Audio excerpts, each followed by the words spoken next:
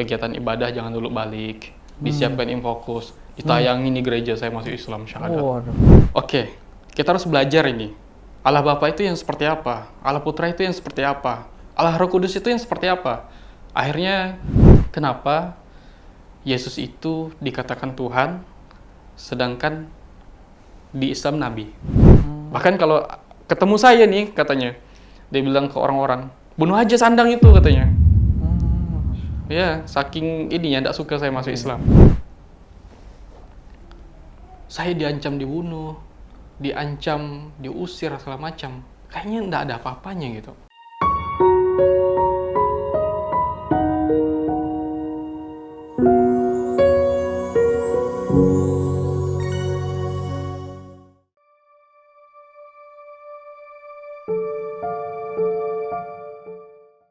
Assalamualaikum warahmatullahi wabarakatuh. Alhamdulillah wassalatu wassalamu ala rasulillah, amma ba'd. Apa kabar sahabat Wakaf TV dimanapun Anda berada? Tentunya kita harapkan selalu sehat walafiat ya, amin. Alhamdulillah kembali lagi kita bertemu di Wakaf TV ini. Perkenalkan, nama saya Adri. Sementara saya di sini menggantikan Mas Hendrik yang beliau sedang bersafar keluar kota, sehingga saya diminta untuk menggantikan dan menemani narasumber beliau pada kesempatan kali ini. Beliau sedang keluar kota, bertemu dengan orang-orang hebat juga di sana, mendokumentasikan kisah-kisah mualaf juga yang insya Allah nanti ke depannya kita saksikan wawancara beliau di pekan-pekan berikutnya.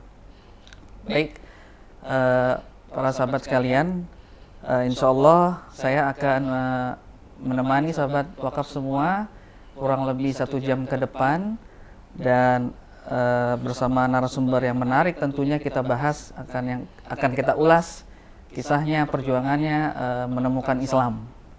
Nah, sebelum kita memasuki atau menyapa narasumber kita,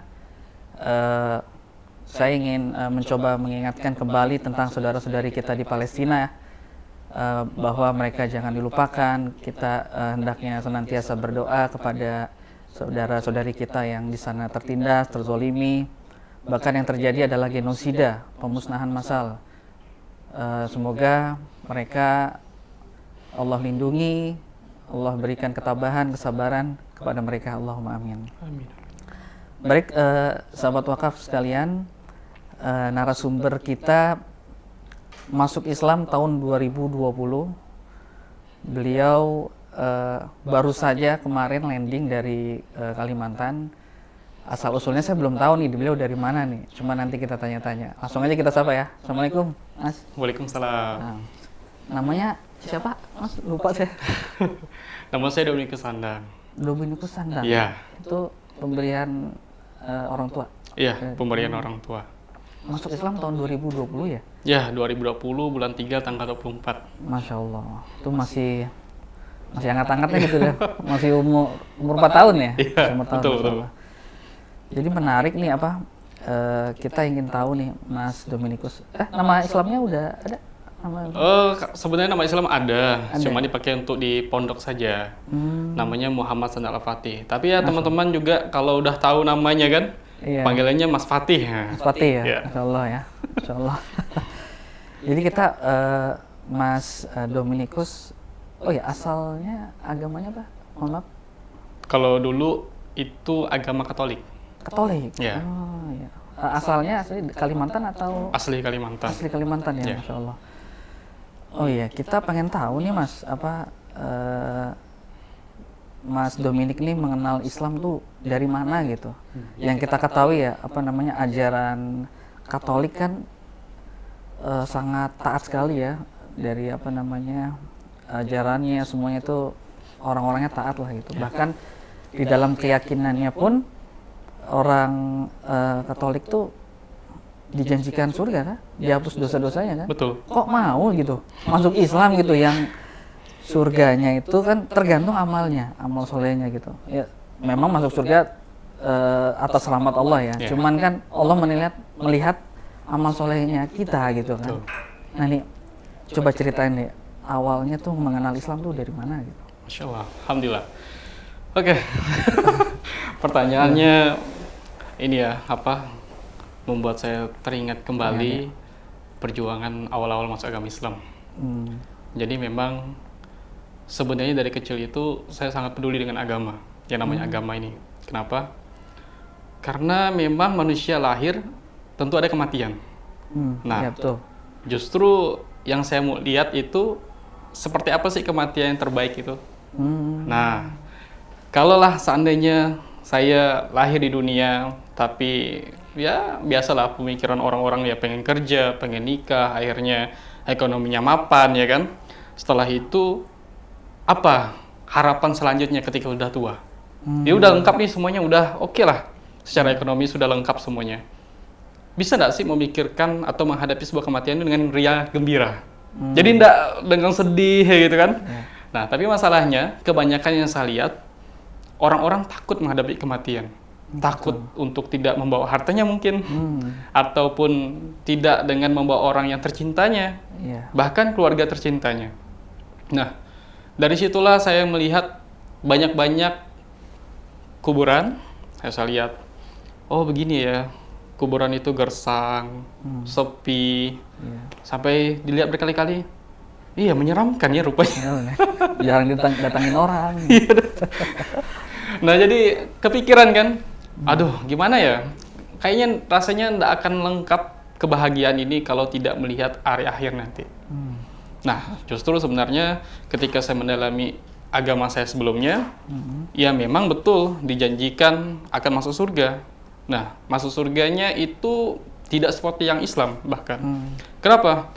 Karena memang ketika, mohon maaf, Yesus itu datang ke dunia untuk menebus dosa manusia, umatnya. Nah, kalau Katolik kan itu percaya namanya Tritunggal. Allah Bapa, Allah Putra, Roh Kudus, ya kan? Nah, cuman kan kita lihat dulu seberapa dahsyatnya, seberapa sempurnanya konsep ketuhanan ini. Nah, dari situlah saya ngelihat, oke, kita harus belajar ini. Allah Bapa itu yang seperti apa? Allah Putra itu yang seperti apa? Allah Roh Kudus itu yang seperti apa? Akhirnya, memanglah dari kecil itu ingat-ingat tentang kematian, kemudian ya terus-terus belajar agama, akhirnya mentok-mentok di kuliah. Kenapa? Karena pergaulan sudah beda lagi. Lebih terbuka wawasannya.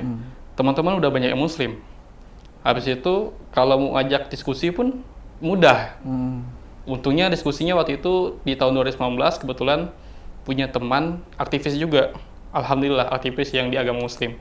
Jadi mau diajak sharing. Awal-awalnya dia ngajak. Saya penasaran dengan konsep ketuhanan yang ada di agama kamu, yaitu agama Katolik. Ya saya bilang, udah jelas kita punya Tuhan yang tahu fisiknya, bentuk fisiknya seperti apa. Dan ketika dipertanyakan tentang Trinitas, ya saya juga bisa menjawabnya gitu. Kenapa?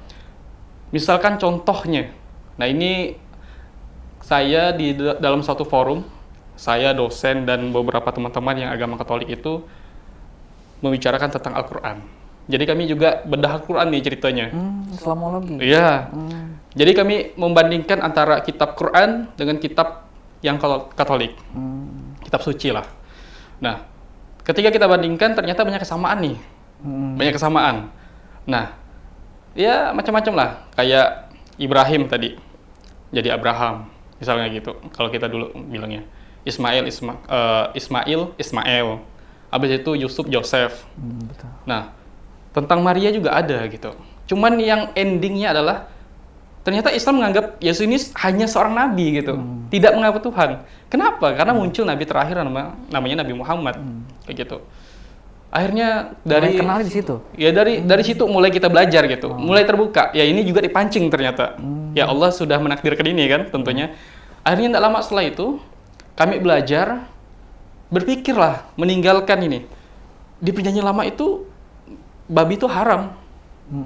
Di perjanjian baru babi hutan yang haram. Babi peliharaan boleh. Dan saya tanyakan waktu itu kepada dosen yang kebetulan membedah Quran. Lah, seperti ini konsepnya katanya. Babi hutan itu kan kita tidak tahu makanannya apa. Sembarangan kan? Tapi kalau babi peliharaan kan kita yang ngerawat. Kita yang tahu pola makannya seperti apa. Ya tidak jorok lah. Nah, tapi penasaran saya lanjutkan, itu kan babi. Ya sama, bentuknya sama babi.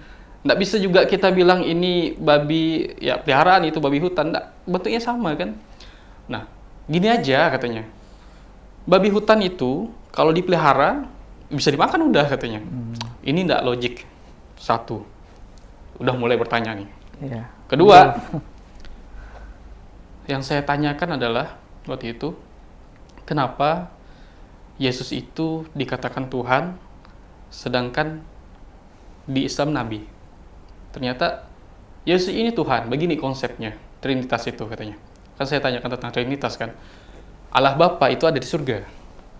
Ketika dia di dunia, jadilah Allah Putra. Kemudian ketika dia meninggal, jadilah Roh Kudus.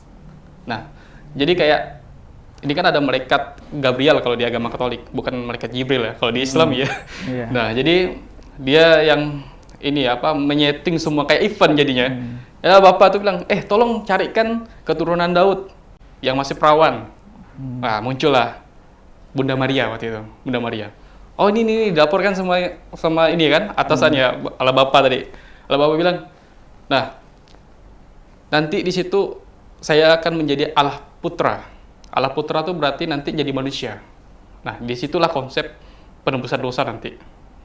Nah kemudian ketika udah menjadi Allah Putra, baru kemudian menebus dosa-dosa manusia dengan apa? Dengan konsep lagi adalah kalau Katolik itu percayanya gini.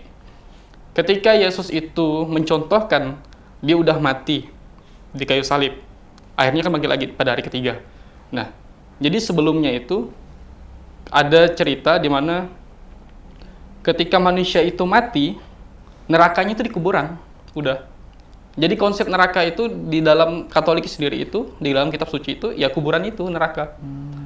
Dia tidak akan bangkit lagi kalau dia itu memang sudah banyak dosanya, udah banyak lah sesuatu yang dilakukan tentang maksiatnya di agama sebelumnya. Nah, jadi dia mati di neraka, jadi debu. Nggak ada istilah siksaan tuh nggak ada. Nah, jadi ya udah mati, kekal abadi. Nah, beda ceritanya ketika dia berbuat baik, habis itu mempercayai ya Yesus tadi, firman-firmannya, akhirnya dia diangkat ke surga. Seperti itu. Nah, Yesus menebus itu, menebus kesalahan-kesalahan itu. Dengan apa? Dengan ada harapan. Harapan itu dicontohkan dengan mati Yesus di kayu salib, akhirnya dikuburkan, itu tidak dikuburkan sih, di kain kafan itu kan. Akhirnya mati selama 3 hari itu bangkit lagi. Artinya nanti manusia itu kayak gitu prosesnya. Dia memang menebus dosa, tapi dia mencontohkan begitu cara menebus dosanya gitu. Jadi manusia itu akan punya harapan lagi. Mereka ketika percaya bahwa Yesus ini Tuhan, percaya bahwa mereka itu melaksanakan taubat, yang dimana mereka berdosa, mereka bertobat, yang penting percaya, mereka akan diangkat ke surga. Udah pasti. Itu yang ditebus sama Yesus itu. Kalau sebelumnya kan ada harapan. Ya udah kalau kesalahan, ya udah nggak taubat segala macam, ya udah mati-mati aja gitu. Itu pemikiran saya dulu, yang saya dapat ilmunya. Nah seperti itu. Ini kan mungkin bisa jadi doktrin ya. Bisa jadi nggak sesuai dengan kitab sucinya. Betul. Tapi setahu saya memang yang saya literasinya memang seperti itu yang disampaikan. Kemudian itu tentang Trinitas yang dibicarakan. Kemudian tidak lama setelah itu, saya berpikiran kan, gimana sih konsep sebenarnya di Islam itu? Mulai penasaran, mulai nanya-nanya. Oh katanya, kalau kita udah dijanjikan masuk surga sama Nabi kita, Nabi Muhammad. Ya gimana prosesnya? Ya, ketika kita melakukan kebaikan-kebaikan, maka tetap akan ada imbalannya. Imbalan kebaikan ini pasti ada feedbacknya. Nah, terus bagaimana proses untuk masuk surganya? Saya bilang kan, saya dulu mikirnya surga aja. Karena pengen tempat kematian itu menjadi riang gembira kan. Ya udah kalau mati siap-siap berpindah ke kehidupan selanjutnya gitu kan. Harus ada harapan gitu. Itu yang harus dimunculkan. Dalam masalah itu, ya udahlah. Saya pengen satu aja, bagaimana sih ketika saya meninggal, saya memastikan diri masuk surga. Dan Islam dijanjikan pasti masuk surga katanya. Nah ternyata memang semua itu ridhonya Allah. Kalau Allah udah ridho, pasti insya Allah akan masuk surga. Caranya bagaimana? Caranya melakukan kebaikan-kebaikan sesuai syariat. Ya, betul-betul dipatuhi semua katanya. Kata teman tadi ini. Kalau udah sesuai dengan syariat, insya Allah ridho Allahnya pasti dapat. Ya karena Allah sudah merintahkan dan kita menaati. Iya betul. Ya kan kita nggak melanggar kan? Itu jelas kan? Maksudnya logik gitu. Nah, terus bagaimana kalau seandainya saya banyak melakukan kemaksiatan, tapi saya tetap percaya sama Allah? Kan saya tidak tahu maksiat apa yang saya lakukan. Ya tetap begini caranya katanya.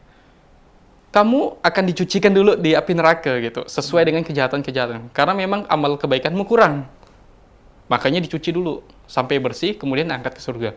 Ya masuk akal sih. Berarti kan masih ada harapan untuk hidup. Iya. Beda dengan yang sebelumnya, di agama sebelumnya, ya udah kalau mati aja kalau jahat. Iya. Dia jadi debu, dia tidak ada penyiksaan. Ya kuburan bagi mereka itu ya neraka. Iya. Nah, Bahkan seperti kalau itu. di Islam juga ketika dalam keadaan hidup pun manusia kan diyakini berbuat salah kan. Iya. Ya kullu bani Adam khotoun kan. Hmm. Wa khairu khotoin atawabun. Jadi manusia anak Adam itu pasti berbuat dosa, berbuat salah. Akan tapi sebaik-baik orang yang berbuat salah ada yang bertaubat gitu kan. Iya. Jadi masih ada harapan. Nah, terus gimana tadi lanjutannya? Nah, selanjutnya setelah saya dapat informasi itu, saya makin intens diskusi sama teman. Yang tadinya sampai Teman kampus nih ya? Iya, teman kampus. Dari jam 7 sampai jam 9. Mulai ngerasa kayaknya kurang nih diskusinya. Iya. Berlanjut nih dari tadinya jam 9 selesai, sekarang jam 12. Kemudian ternyata rasanya kurang lagi nih. Memang kalau udah Sampai ngomongin pagi ya? Iya, kalau udah ngomongin iman itu ya luar biasa gitu, nggak ada capeknya. Iya. Nah, setelah itu nggak lama dari jam 12 ke jam 3 subuh. Nggak ada ngantuk sama sekali. Saya bilang, saya ini mulai percaya nih sama Islam, saya bilang, konsepnya. Karena kayak masuk akal aja gitu dengan apa yang saya sampaikan sebelumnya. Ternyata berbalik. Apa yang disampaikan teman-teman itu memang betul. Kesempurnaan Tuhan itu terletak pada di mana dia tidak bisa dilihat sama sekali. Saya kan dulu pernah ditanya sama teman ceritanya. Bagaimana konsep Tuhanmu? Bukannya kalian nyembah berhala ya? Sakit hati saya. Bagaimana tak sakit hati kan? Iya, iya. Capek-capek ini kita ibadah, tapi malah dibilang nyembah berhala. Kami enggak nyembah berhala, saya bilang. Gini jawabannya waktu itu. Nah, ini teman saya mendengar jawaban saya, dia sudah memastikan kalau saya tidak akan pernah masuk Islam. Gitu. Jadi jawaban ini saya ambil dari salah satu pastor. Memang ini jawaban sangat menarik sekali. Coba, ini kan kalau di Katolik itu memang salib ada patungnya ya, kelihatan. Nah, gini jawabannya. Punya keluarga tidak? Punya. Punya nenek? Punya. Karena otomatis kan nenek yang udah tua pasti akan menghadapi sebuah kematian. Kangen nggak sama nenek yang udah meninggal? Apa jawaban kita? Kangen dong pasti. Pengen dong ketemu, pengen dong dia lihat mukanya. Apa yang dilihat? Nggak mungkin kan datang ke kuburan gali lagi, kan udah jadi tulang. Apa yang dilihat? Ada fotonya nggak di rumah? Ada? Nah, itulah mengapa Katolik itu ada patungnya.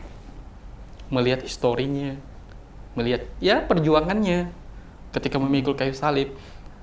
Nah, jadi ini jawaban bagus juga ya. Mikir kan? Iya betul juga sih. Saya sampaikan ke kawan saya. Kawan saya bilang, ini ada teman saya juga Protestan. Ya kan beda dengan Katolik. Kalau mereka Protestan kan nggak punya patung. Nggak punya gambar lah gitu. Nah, ini bukannya kalian nyembah berhala ya? Gitu saya bilang Protestan. Kalian nyembah berhala, kalian ada patung, kami nggak ada patung kan. Akhirnya kawan bilang, Tuhan kami lebih sempurna katanya. Coba pikirkan, seperti apa bentuk Tuhan kami? Saya pikirkan, masa sempurna sih? Kan ada wujudnya. Nah, kalau kami kan ada wujudnya, dia seperti manusia. Dia warna kulitnya kita tahu, rambutnya kita tahu. Ya kurang lebih seperti itulah. Walaupun memang ada beberapa patung itu beda ya ini. Iya, versinya. Ya, tapi memang kayak gitulah bentuknya gitu. Kita udah tahu nih, oh ini seperti kebule-bulean kayak gitu. Tapi tidak lama setelah itu saya merenung lagi, Bang. Saya merenungkan, kayaknya kalau sempurna, saya melihat ada kulit putih, ada kulit hitam, ada rambut keriting, ada rambut lurus, ada tinggi, ada pendek, ada yang jangan-jangan ada yang lebih ganteng dari itu. Iya. Ya kan mikir juga kan, dari mana letak sempurnanya ya? Tidak lama setelah itu saya hubungi teman lagi. Saya pengen belajar lagi, ketemu belajar kan. dijelaskan lah kenapa tidak bisa diwujudkan, ya karena memang manusia ini bandel. Dia punya nafsu. Dia untuk mengekspresikan sebuah kebahagiaan itu ya bisa dalam bentuk wujud. Misalkan saking bahagia, misalkan menghadapi, misalkan ada apa ya yang bisa diwujudkan. Intinya ya ada sesuatu yang bisa dilihat. Sedangkan sebenarnya itu kesyirikan gitu. Takutnya kan saking bahagianya bisa syirik jadinya. Karena ya bahagia tadi. Nggak lama setelah itu saya mikirkan, oh iya, kan kita tujuan para nabi itu menghapus kesyirikan itu. Masa ini kita masih syirik dengan adanya bentuk dan wujud? Iya ya, di Islam nggak ada wujud berarti ini kan sempurna. Betul-betul menghapus kesyirikan. Dan nabi-nabi juga nggak ada bentuknya. Di Islam sudah menjelaskan itu. Oh ya udahlah, saya bilang, saya mikir-mikir dulu. Apa yang dipikir? Tapi udah mau Islam belum katanya? Udah ada kayaknya. Saya waktu presentasinya tuh, setiap ketemu tuh ada nambah gitu. Ada nambah sesuatu gitu. Dari 50%, rasanya jadi 60%. Nah, dari 60% jadi 70%. Progres gitu. Keyakinan yang bertambah gitu ya? Keyakinan pertama tuh menurun. Percaya Islamnya semakin nambah gitu. Iya, percaya Islamnya semakin bertambah ya? Makin bertambah. Nah, sekarang udah 99%, saya bilang. Wih, ini udah yakin kawan. Saya pikir antum nggak akan masuk Islam katanya. Saya bilang, insya Allah pasti ada jalannya. Apa 1%-nya apa katanya? Saya ini takut. Takut apa? Saya ini masih kuliah. Waktu itu saya masuk Islam kan masih kuliah. Saya punya orang tua yang mensupport saya, tapi kondisi mereka kan, mereka tak akan, bisa jadi mereka nggak akan bantu saya lagi gitu. Dan kedua, saya bisa kehilangan mereka loh. Terus orang-orang tercinta saya juga bisa hilang nih. Karena keluarga saya termasuk yang fanatik juga di agama sebelumnya gitu. Termasuk kuat juga. Coba pikir-pikir katanya. Bayangkan, pilihannya antara Tuhan dan manusia. Manusia ini diciptakan oleh Tuhan. Masa lebih cinta dengan makhluknya daripada penciptanya? Sedangkan abang ini tidak akan pernah ada di dunia ini kalau tidak diciptakan sama Tuhan. Masuk akal juga kan, mikir kan? Aduh, gimana ya, pusing ya. Waktu itu memang betul-betul otak tuh tidak sinkron lah. Pas pula di 2020 kan zaman-zamannya ini COVID-19. Betul. Waktu itu malamnya dada saya agak sesak tuh. Sedangkan sebelum pertemuan berakhir itu dia ada ngasih tahu kalau lambat masuk Islam, mati dalam keadaan kafir, kan kita nggak tahu kematian itu kapan aja bisa. Iya. Bisa aja hari ini katanya. Entah itu di jalan ada tabrakan atau apa, kan kita nggak tahu katanya. Matinya dalam keadaan kafir. Padahal udah percaya tuh, nggak ngucap akad syahadat. Nanti dulu, saya bilang. Mungkin tunggu ulang tahun saya. Saya ulang tahun kan bulan 5 tanggal 7 Mei ini. Bentar lagi. Iya. Bulan 3 tanggal 4 waktu itu kan momentum 3 hari sebelum itu saya udah bilang kayak gitu, akan nunggu ulang tahun. Karena saya akan meyakinkan orang tua. Nggak lama setelah itu sudah ada sesak. Otak ini lagi tidak sinkron nih. Karena mikir, bisa mati nih hari ini kan. Ya Allah ya Rob, saya bilang. Ya udahlah, saya bilang. Saya syahadat aja lah, saya telepon teman kan. Dah, siapkan Ustadz, saya mau syahadat. Yakin? Orang tua gimana? Dah, terserah lah orang tua. Pasti insya Allah Allah mudahkan, Allah lembutkan hatinya. Karena ini pilihan saya. Nah, alhamdulillah saya syahadat waktu itu. Syahadat, selesai semua. Tapi saya udah tahu akan ada beberapa hal yang akan saya korbankan. Saya waktu itu tinggal di tempat kakak sepupu saya yang non-muslim lah. Jadi ketika udah syahadat, saya langsung pindah kos. Pindah kos ke asrama muslim. Dengan harapan bisa dibimbing waktu itu. Nah, dalam masalah itu kebetulan saya waktu syahadat direkam. Iya, saya direkam kan. Viral langsung satu hari. Viral ya. Yang tadinya saya mau 1 minggu ngasih tahu orang tua, bisa tahu di saat itu juga. Dan waktu itu orang tua kandung yang betul-betul disetting untuk ketahuannya. Kenapa? Waktu itu kan memang orang tua juga tidak terlalu ini ya, update tentang teknologi ya. Baru-baru ini baru update. Nah, orang tua itu disiapkan kan saya masuk Islam itu di hari Jumat. Di hari Jumat, di hari Ahadnya di mana orang tua saya disiapkan datang ke gereja. Habis itu ini setelah selesai kegiatan ibadah jangan dulu balik, disiapkan infokus, ditayangin di gereja saya masuk Islam, syahadat. Asyhadu Allah. Itu di situ bermasalah pasti. Ya, hubungan dengan keluarga sempat ya inilah rusak lah, renggang. Tapi ya saya meyakini bahwa saya masuk Islam bukan karena saya tidak cinta, tapi saya sedang mencari kebenaran itu. Dan alhamdulillah hari ini saya dapat kebenaran, saya bilang. Dan saya meyakini semakin saya mencintai Islam, semakin saya mencintai orang tua saya. Karena adab dalam Islam itu luar biasa. Malah letaknya ridhonya Allah itu terletak pada ridhonya orang tua. Dan ini yang saya jaga sampai saat ini. Dan alhamdulillah orang tua saya malah support saya untuk dakwah. Dan orang tua saya mengabdi di masjid sekarang. Walaupun masih non muslim. Ya moga-moga doanya semoga orang tua saya bisa masuk Islam. Ya amin amin ya rabbal alamin. Wah, nggak nyangka ya, menarik ya. Cuman awalnya responnya tuh orang tua menolak kan ya? Terjadi ada resistensi. Ada penolakan pasti itu udah ada penolakan. Ya karena memang terkejut juga kan. Karena nggak mungkin saya bisa masuk Islam, sedangkan saya dari awal itu memang ini ya giat juga belajar. Dan cita-cita saya dulu waktu masih kelas 6 SD itu jadi pastor. Gitu. Cuman dilarang aja sama ibu saya bilang, oh kasihan nggak ada punya keturunan segala macam kan. Ya udah. Terus ada ini nggak upaya-upaya dari gereja gitu, mungkin tentu pada orang tua atau Mas Doni?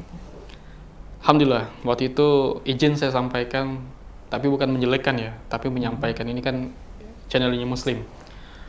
Insyaallah dulu sebelumnya orang tua saya nelpon karena kebetulan dari abang sepupu saya itu pastor, telepon. Ini ada kerjaan bagus. Ya udah masuk Muslim waktu itu, udah Islam. Terjamin banyak fasilitas.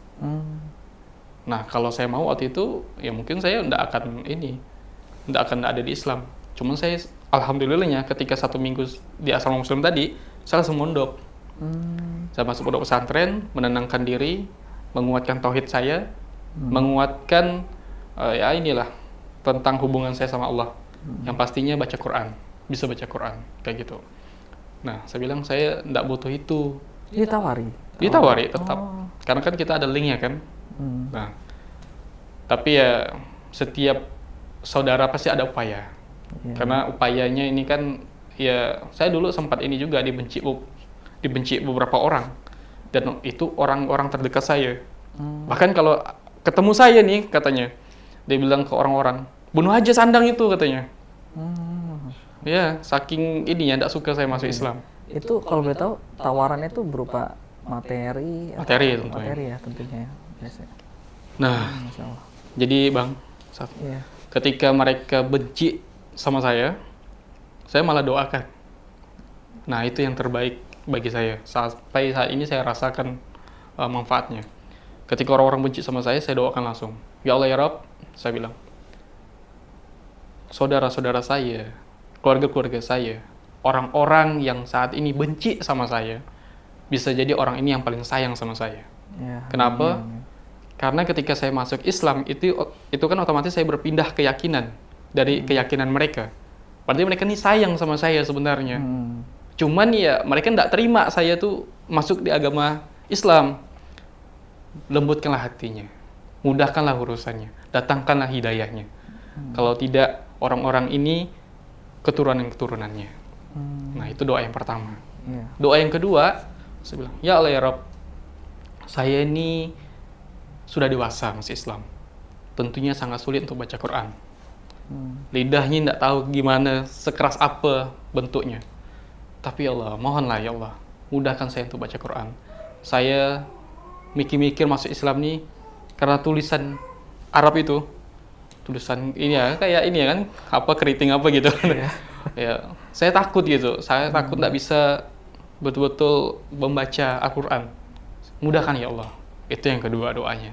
Yang ketiga doanya, ya Rob, saya punya badan nih sempurna, fisik saya ini kuat, insya Allah.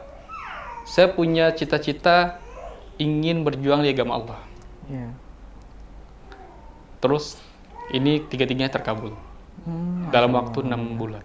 Oh, Masya Allah.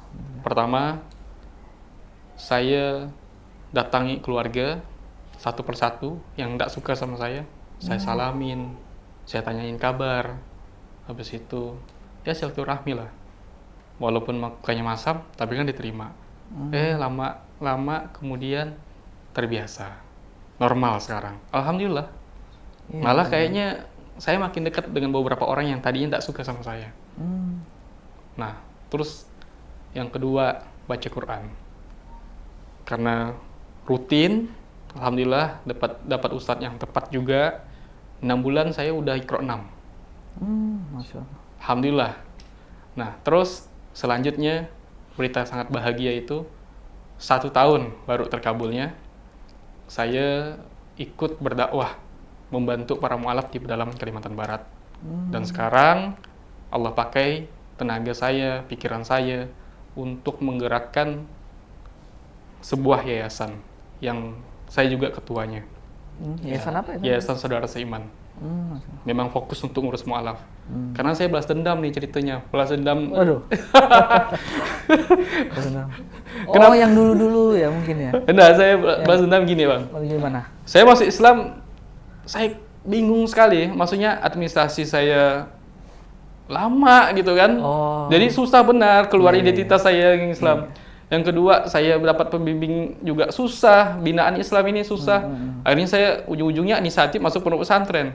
Tapi kan ini saya gitu, bagaimana dengan mualaf yang lain? Ya, yang lain, Nah, betul. yang ketiga, saya ingin sekali mualaf itu bisa pendidikannya dijamin gitu. Apa? Perlindungan terhadap ini juga, advokasinya, perlindungan bagi mualaf yang terancam. Habis itu yang tidak punya tempat tinggal, diusir dari keluarga segala macam, kan itu yang perlu diselamatkan. Juga yang dalam melaksanakan kuliah itu juga harus diselesaikan. Nah, ini yang saat ini saya kerjakan. Saya pengen Saudara Seiman itu menjawab permasalahan saya di masa lalu. Syahadatnya lancar, diurusin sama kita identitasnya. Habis itu kemudian kemudian bacaan Qur'annya itu kita jamin. Habis itu habit muslimnya terjamin, habis itu kemudian perlindungan advokasinya juga kita jamin gitu. Makanya ada tempat khusus untuk mualaf-mualaf yang mungkin diusir. Nah, kita siapkan kayak gitu saat ini. Memang betul-betul safe house ya. Ya, seperti itu kurang lebih. Masya Allah. Ini menarik sekali ya, Pak Permisanya. Bingung nih mau. Ini kebanyakan saya cerita. Ngebahas yang mana lagi. Insyaallah. Cuman sederhananya nih ada, mungkin saya mau tanya perbedaannya mungkin ya, setelah masuk Islam, kemudian sebelum dan sesudahnya lah gitu, yang dirasakan Mas Dominik, Mas Andang gimana nih? Oke. Sebelum saya masuk Islam, tadi saya bilang saya menghadapi kematian itu masih ragu-ragu. Masih ragu-ragu. Jadi ketika sudah belajar Islam, sudah mendalami, membaca, memahami, insya Allah mengamalkan Al-Quran, saya rasa kematian itu hal yang remeh-temeh.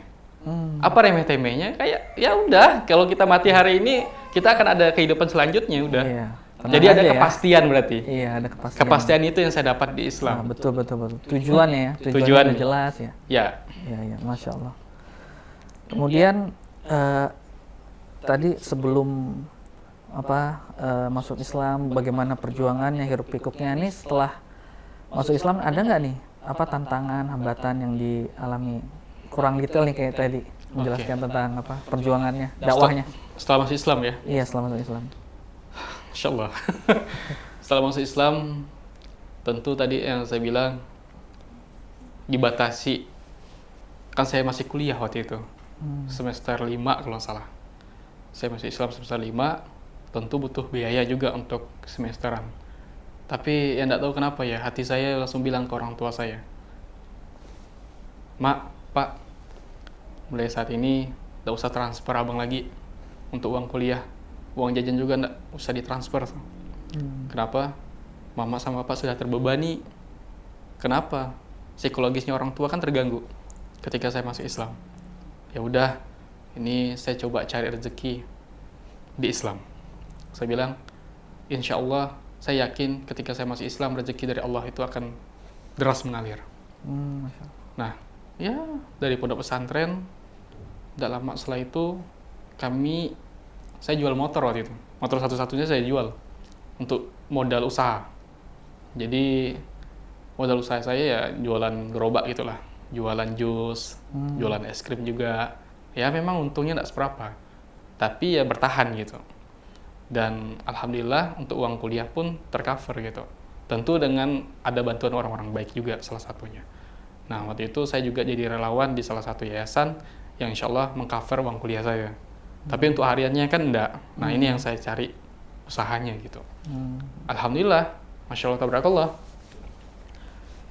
Selesai semua urusan, kayaknya dimudahkan terus sama Allah. Nah, untuk beban-beban di awal ya seperti itulah kurang lebih. Tapi insya Allah, untuk selanjutnya, karena saya udah yakin betul dengan Islam ini, kayaknya mudah aja sih Bang. Malah saya ngerasa, ya di Islam tidak ada apa-apanya. Maksudnya dalam artian, ujian-ujian ini ya biasa aja, santai aja kita ngadapinnya. Tapi kalau di sebelumnya kan ujian nih, Allah, ini ujian lagi, kapan mau suksesnya? Tapi kalau di Islam nih, justru saya berharap, saya istiqomah untuk menghadapinya. Semakin besar ujian ini, ya Allah sedang mantau saya nih, Allah sedang uji saya nih, pasti ini Allah sedang ngasih rezeki yang banyak nih. Nah, semakin besar ujiannya, berarti kita semakin naik kelas. Betul. Nah, kapan sih kita nih selesai menghadapi ujian dalam Islam nih? Ketika udah mati udah. Kita tidak akan diuji lagi. Kita akan dipertanyakan. Sampai mana kebaikan-kebaikan yang pernah dilakukan, dan ujian seperti apa yang sudah dilalui, dan bisa tidak menghadapinya. Kan pertanyaan-pertanyaan atau persoalan itu perlu dijawaban. Nah, jawaban kita cuma menjawab aja. Dan yang jawab bukan hanya mulut, tapi semua anggota tubuh kita bersaksi kan? Iya, betul. Nah, makanya saya mikir, udahlah, ada ujian, insya Allah berarti Allah masih sayang sama saya. Ya, Masya Allah. Respon berarti? Iya. Iya, ini kan, nanti kan setelah ini kan mau ke rumah Koh Dodi ya? Iya. Insya Allah mau silaturahmi ya. Salam ya nanti sama beliau ya. Siap. Baru cuma chat-chatan doang sama beliau.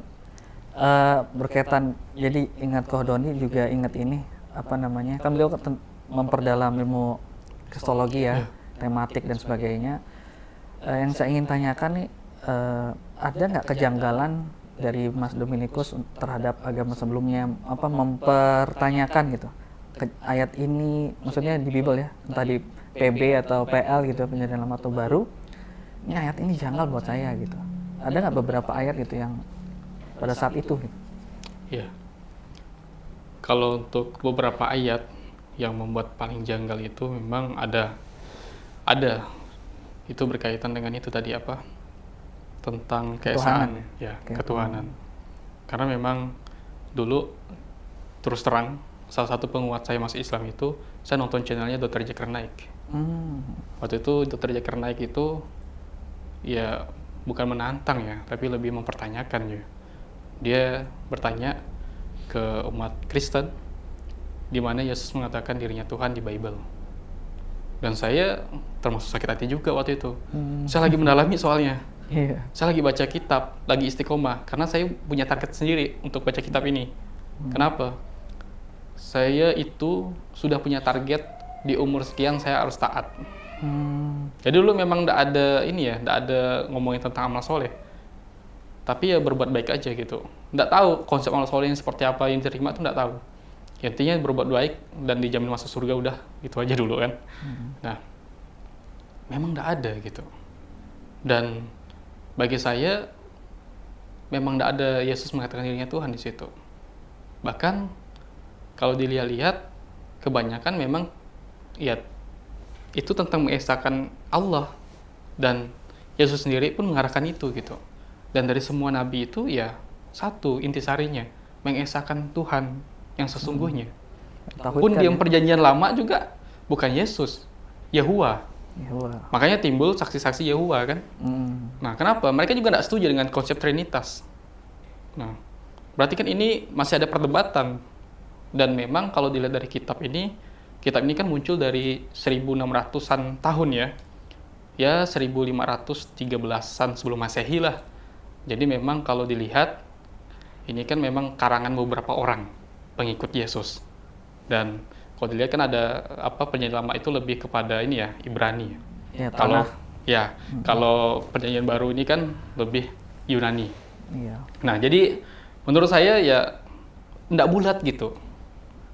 Nah, kenapa nggak bulat? Ya memang contohnya gini, saya ini contoh lah, anggaplah saya ini punya atasan. Atau saya nyuruh, adalah inti yang disampaikan memang. Tapi kan cara saya menyampaikan inti ini bermacam-macam nih. Ya bisa jadi yang awam nggak paham juga apa yang saya sampaikan. Karena bermacam-macam. Padahal intinya bisa, ini intinya. Ya udah saya sampaikan intinya langsung gitu. Tapi dikasih ke orang untuk menerjemahkannya. Kan punya pola pikir tersendiri. Iya. Setiap orang kan beda-beda otaknya.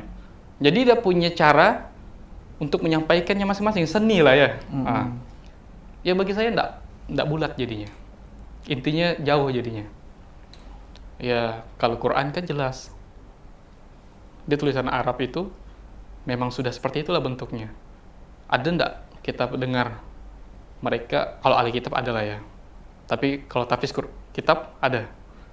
Iya. Saya sendiri pun belum pernah dengar kan. Iya, nggak ada. Tapi kalau Quran, coba sobek-sobek Quran semuanya seluruh dunia, bisa nggak ada lagi? Ada. Kenapa? Karena punya tafsir Quran. Dan bagi saya ini sempurna. Salah satu sifat yang sempurna. Ya Nabi Muhammad bisa menyampaikan itu, berarti ini mukjizat.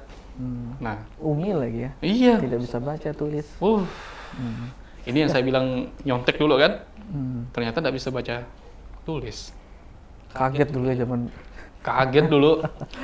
Oh iya, kok bisa ya? Nah, ternyata ini memang mukjizat. Memang betul-betul keluar sendiri yang beliau sampaikan. Akhirnya ditulis, ya kayak gitulah. Dan ini bisa dihafalkan dan sangat mudah. Dan sangat mudah dipahami gitu. Iya. Dan walaupun kita terjemahnya macam-macam, ya intinya masih ada ininya, Qur'annya, yang masih belum bisa diubah-ubah dan tidak terkontaminasi. Kalau sebelumnya kan kitab saya kontradiksi juga, macam-macam nih. Ya seperti itulah kurang lebih. Bagi saya agama Islam udah sempurna banget. Ya, Masya Allah. Udah bukan sempurna banget, ya udah ini benar udah. Iya. Inna dina 'indallahil Islam ya. Agama yang Allah ridhoi adalah Islam. Ya. Baik, mungkin terakhir harapan. Kita ingin tahu nih harapan Mas Dominic ini setelah Islam, punya yayasan, kemudian punya channel YouTube juga. Nah, silakan boleh subscribe. Apa namanya? Dominikus Sandang. Dominikus Sandang, ya Masya Allah. Nah, harapannya apa nih ke depannya? Oh, apa gitu? Harapan ke depannya, saya sangat yakin dan optimis, karena di Islam itu tidak ada pesimis, bahwa ke depannya akan banyak orang berbondong-bondong masuk Islam. Dan Amin. ini menjadi salah satu PR terbesar kami, untuk mengcover saudara-saudara yang masuk Islam ini. Karena kita Yayasan Mu'alaf, insya Allah, saya pengen gunakan tubuh ini, fisik ini, bersama istri, anak, itu betul-betul berjuang di agama Allah. Kenapa? Karena apa ya, Bang? Apa? Ini saya ntar mulai keluar air mata ini. Nggak apa-apa. Ini kayaknya berat gitu. PR umat ini masih banyak gitu. Dan kalau ingat Rasulullah itu, Perjuangannya ya. iya, kita tidak ada apa-apa gitu. Saya diancam dibunuh, diancam, diusir, segala macam. Kayaknya tidak ada apa-apanya gitu. Dan saya masih sehat-sehat aja. Tapi Rasulullah kan udah ngerasakan fisiknya. Fisiknya udah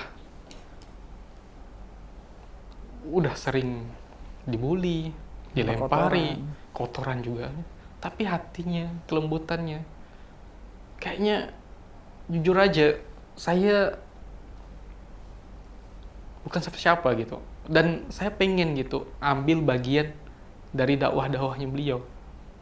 Ya, pengen juga ketemu gitu. Amin. Karena kita pengen juga surga itu VIP.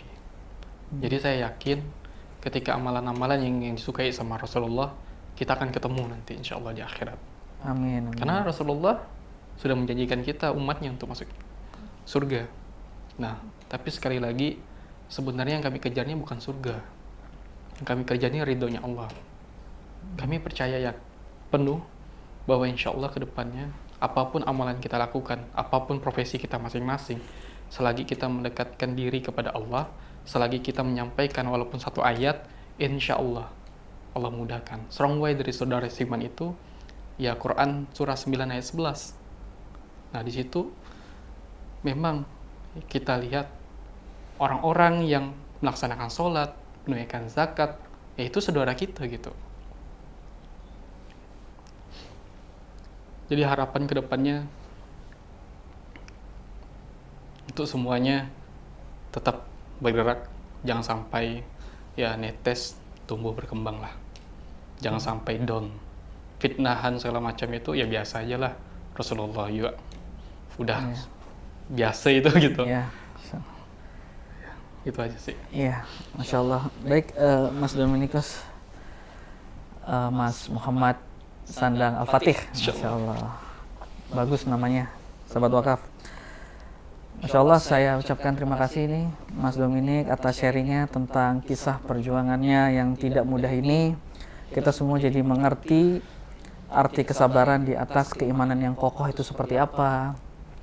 Dahulu pergolakan batin, mulai dari perjuangannya mencari, berdiskusi, bertemu dengan orang-orang yang tepat di wilayah-wilayah kampus, mencari kemudian memeluk Islam, itu naik turunnya, hiruk pikuknya itu sudah dialami oleh Mas Sandang ini. Masya Allah, kita ucapkan terima kasih. Intinya kita doakan semoga Mas Dominikus ini istiqomah, Amin ya Allah. tercapai harapan-harapannya, diberikan kesehatan kepada keluarga, anak dan istri, dan juga semoga kisah ini menjadi pelajaran juga, inspirasi bagi teman-teman sahabat wakaf di rumah, dan juga bisa mungkin menjadi bahan pertimbangan teman-teman yang mau masuk Islam gitu. Mendengar ceritanya Mas Dominikus mungkin terinspirasi atau oh iya ya gitu kan, bisa bergerak lebih baik lagi, lebih maju lagi mengenal Islamnya, atau mungkin bisa menjadi wasilah masuk Islam ya. Amin ya. Amin. Baik sahabat wakaf, demikianlah kisah ini. Yuk kita bangun bersama channel Wakaf TV dengan klik like, subscribe juga, komen juga boleh, share lebih bagus lagi, dan jangan lupa aktifkan lonceng notifikasinya agar sahabat wakaf terupdate konten-konten yang kita upload ya. Terima kasih. Assalamualaikum warahmatullahi wabarakatuh. Waalaikumsalam.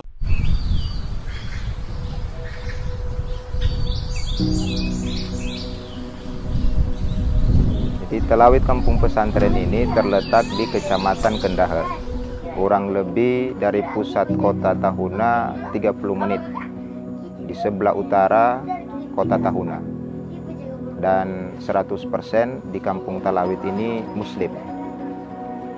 Sehingga itulah kenapa sampai dijadikan Talawid Kampung Pesantren, karena 100% Muslim. Setelah dijadikan Talawid ini kampung pesantren, minat anak-anak, bapak-bapak, ibu-ibu, mualaf-mualafah untuk mendalami Islam, dan salah satunya untuk mengetahui huruf hijaiyah lewat Iqra dan Uqran itu sangat meningkat. Sehingga sangat penting Al-Quran untuk diberikan kepada anak-anak dan juga bapak-bapak yang ada di Talawid kampung pesantren.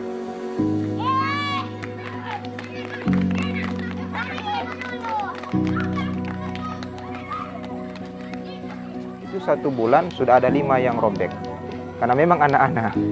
Jadi entah karena semangatnya atau semangat bermainnya, jadi memang butuh dibantu Iqra dan juga Al-Quran karena dengan alasan tadi. Jadi harapan kami ke depan dari Badan Wakaf Al-Quran bisa memberikan Al-Quran kembali untuk taman pengajian di Talawid kampung pesantren.